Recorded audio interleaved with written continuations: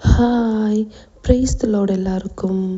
இன்றைய வேத வசனம், மனுஷனை நீர் நினைக்கிறதற்கும் மனுஷகுமாரனை நீர் விசாரிக்கிறதற்கும் அவன் எம்மாத்திரம் என்கிறேன். சங்கீதம் 8:4. பிரியமான தேவனுடைய பிள்ளைகளே, இந்த வசனத்தில் மனுஷனை நீ நினைக்கிறதற்கும் மனுஷகுமாரனை நீ விசாரிக்கிறதற்கும் அவன் எம்மாத்திரம் என்று யார் சொல்கிறார்? தாவீது சொல்கிறார். அது மாத்திரமல்ல, ஏன் இந்த வார்த்தைகளை சொல்லணும்?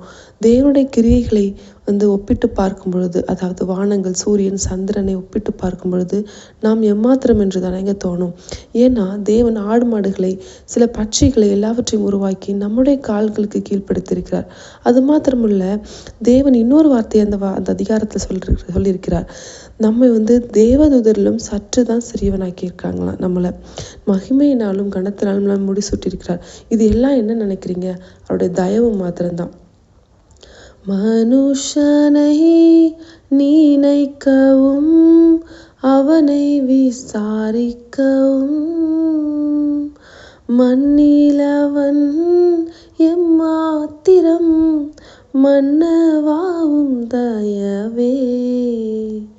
நீங்கள் இது எல்லாமே தேவனுடைய தயவு தான் நினைக்கிறீங்களா? நானும் நினைக்கிறேங்க. நீங்களும் விசுவாசிங்க. தேங்க்யூ ஃபார் வாட்சிங். God bless you.